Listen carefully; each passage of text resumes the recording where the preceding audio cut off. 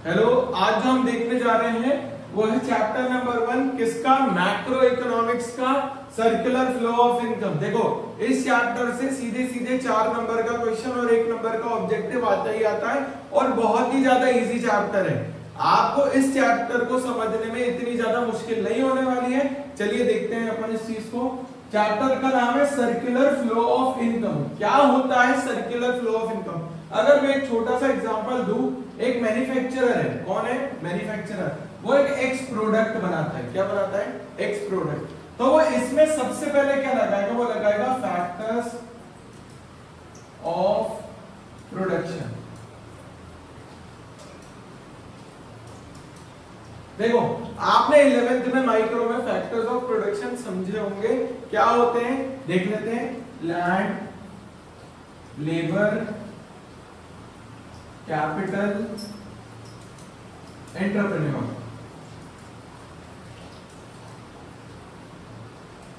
देखो क्या होता है लैंड, लेबर, कैपिटल, एंटरप्रेन्योर? इसको दो चीजों में डिवाइड किया जाता है, फिक्स्ड फैक्टर और वेरिएबल फैक्टर।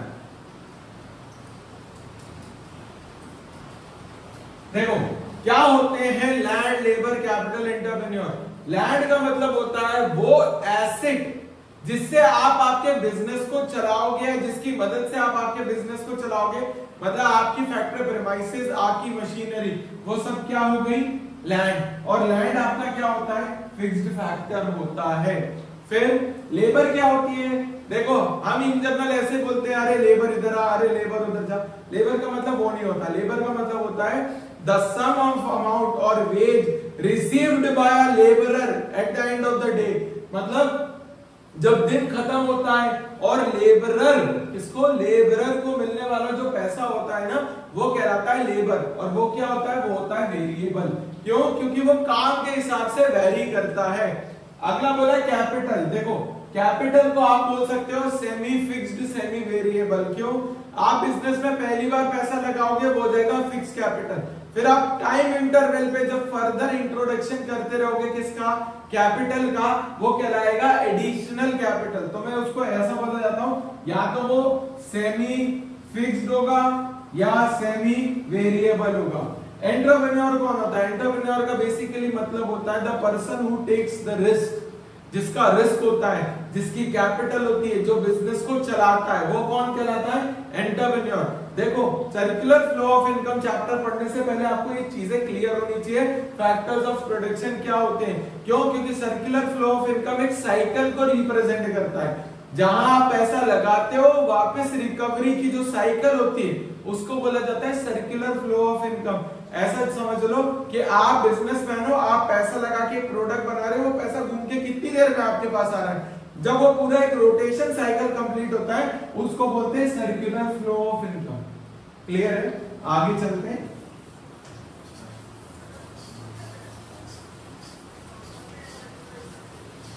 देखो क्या बोला meaning of circular flow of income. बोला it refers to cycle generation of income, production process, distribution among the factors of production, finally its circulation from household to firm, consumption, expenditure and goods and services for produced by them. देखो यहां पे सबसे पहले दो चीज आ गई। पहला हो गया हाउसहोल्ड,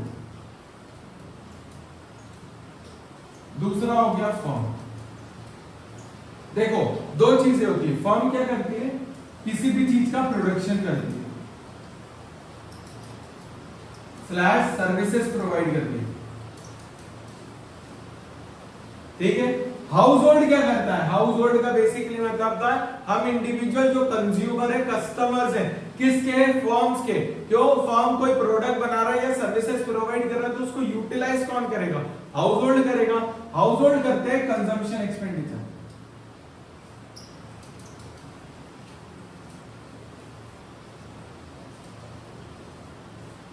ठीक है? चलते हैं आगे अपन। देखो सर्कुलर फ्लो ऑफ इनकम को उन्होंने 3 फेज में डिवाइड कर दिया, प्रोडक्शन, इनकम और एक्सपेंडिचर। क्या होता है प्रोडक्शन फेज? प्रोडक्शन फेज को जनरेशन फेज भी कहते हैं क्योंकि यहाँ पे किसी भी चीज का या तो मैन्युफैक्चर कोई प्रोडक्ट बनेगा या तो सर्विसेज जो देने वाली है उस चीज का लाइन आउट ड्रॉ होगा, उस फेज को बोला जाता है प्रोडक्शन फेज। क्लियर है? दूसरा फेज हो गया इनकम फेज या डिस्ट्रीब्यूशन फेज। देखो आपने जो भी बनाया, जो भी सर्विसेज देनी है वो सब यहाँ पे बिकती है।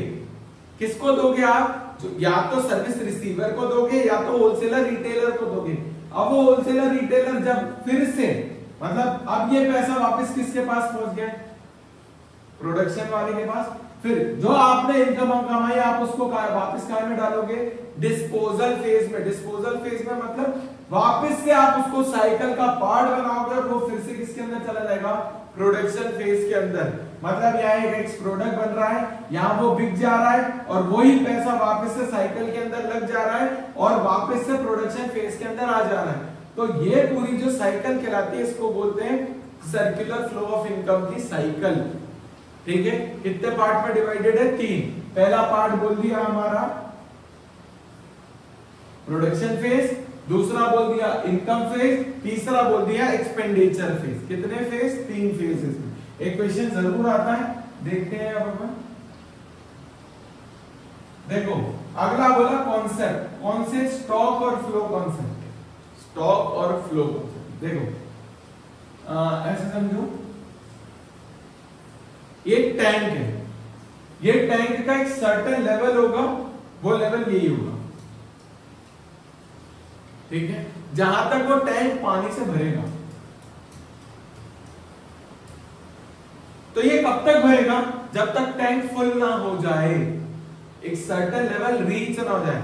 तो देखो इस चीज को मैं क्या समझाना चाह रहा हूं? मैं चाह रहा हूं स्टॉक कॉन्सेप्ट। स्टॉक कॉन्सेप्ट बोलता है एक पर्टिकुलर पॉइंट ऑफ टाइम तक जब आप आपके किसी भी या तो पैसे का या तो इस केस में पानी को जब रोक के रखते हो तो वो स्टॉक कहलाता है। क्या कहलाता है? Stock concept. ऐसा समझो डैम है, डैम का एक सर्टेन मार्किंग लेवल होता है, वो इस लेवल तक रीच हो जाता है तो डैम के गेट खोल दिए जाते हैं और फिर क्या होता है? पानी फ्लो कर देते हैं, छोड़ देते हैं पानी डैम से।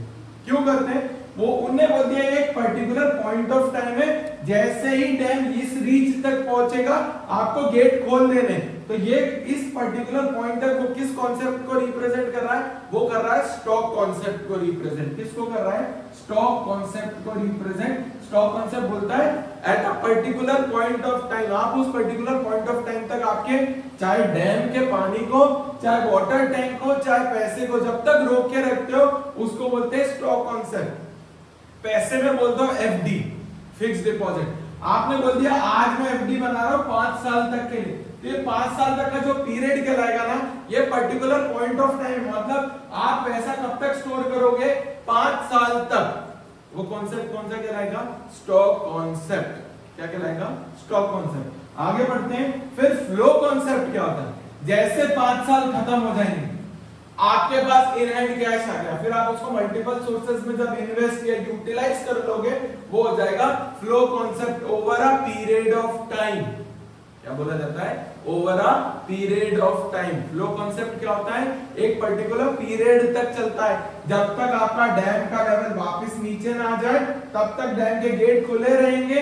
स्टॉक कॉन्सेप्ट में भी सेम चीज होती है, एक पर्टिकुलर पॉइंट ऑफ टाइम तक। और फ्लो कॉन्सेप्ट में जब वो इस लेवल से नीचे आ जाएगा तो डैम के गेट बंद कर दिए जाएंगे, तो वो एक सर्टेन पीरियड तक होगा, जब तक वो वापस एक पर्टिकुलर लेवल तक रीच ना कर जाए। उसको क्या बोलते हैं? Flow concept. आगे बढ़ते हैं। देखो डेफिनेशन भी बोल ही देता हूं आपके लिए।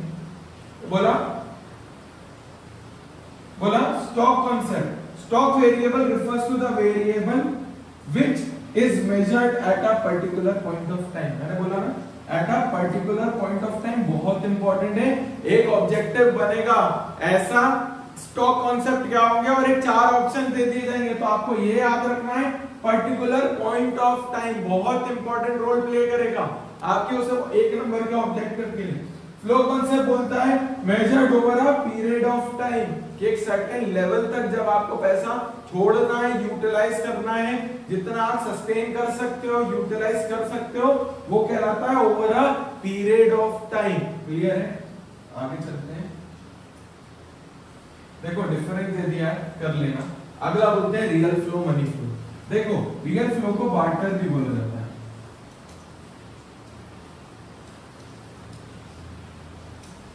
और मनी फ्लो को मनी एक्सचेंज।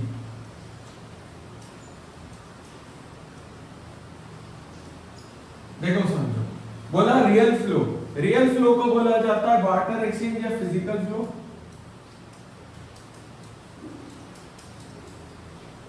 और मनी एक्सचेंज को बोला जाता है नॉमिनल फ्लो।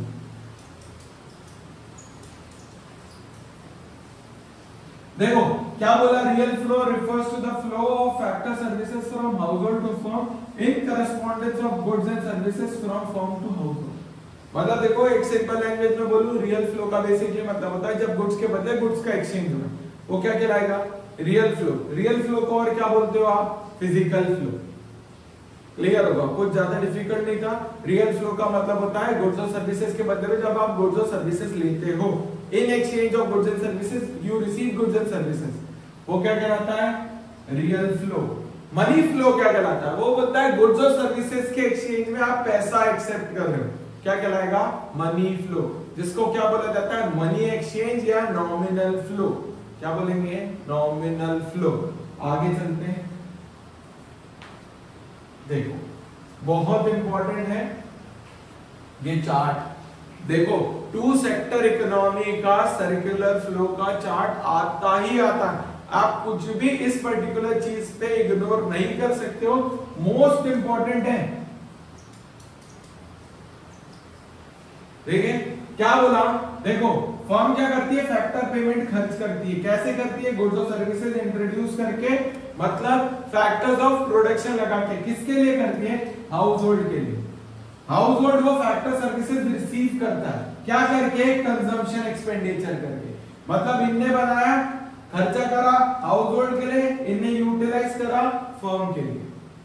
ठीक है, कोई प्रोडक्ट मैं बना रहा हूं, कस्टमर को बेच रहा हूं, कस्टमर कंजम्पशन एक्सपेंडिचर कर रहा है, तो वो पैसा मेरे पास वापस घूम के आता है। ये पर्टिकुलर पूरा फ्लो ऑफ सर्विसेज चाहे फ्लो ऑफ गुड्स, पूरा सर्कुलर फ्लो ऑफ चार्ट बहुत इंपॉर्टेंट है। इसको ऐसे याद रखना कि फर्म क्या करती है, गुड्स और सर्विसेज बनाती है, किसके लिए, हाउस होल्ड के लिए। तो वो क्या करती है, फैक्टर पेमेंट का खर्चा करती है, मतलब लैंड लेबर कैपिटल एंटरप्रेन्योर के ऊपर खर्चा करती है। हाउस होल्ड क्या करता है, फिर उन गुड्स और सर्विसेज को रिसीव करता है, क्या करके, कंजम्पशन एक्सपेंडिचर करके। तो वो पैसा वापस घूम गया, किसके पास चला गया, फर्म के पास। देखो इसके अंदर two sector with financial market बहुत इंपॉर्टेंट है, मतलब बीच में आ गया बैंक। कौन आ गया, बैंक। जो भी समझा बस उसके अंदर क्या करना है, हाउस होल्ड करता है सेविंग्स, क्या करता है, सेविंग्स। किसमें करता है, बैंक में। फिर बैंक या फाइनेंशियल मार्केट उसको क्या कर देता है, इनको दे देता है लोन, और इनसे भी क्या कराता है, सेविंग्स। ठीक है, क्लियर होगा, आगे बढ़ते हैं। देखो इसी के साथ हमारा चैप्टर खत्म होता है, सर्कुलर फ्लो ऑफ इनकम। हमें सब्सक्राइब करें, लाइक करें, और हमें ज्यादा से ज्यादा लोगों तक शेयर करें, ताकि हमारा मोरल बूस्ट हो और मैं आपके लिए और ज्यादा से ज्यादा वीडियो बना पाऊं। ठीक है, थैंक यू।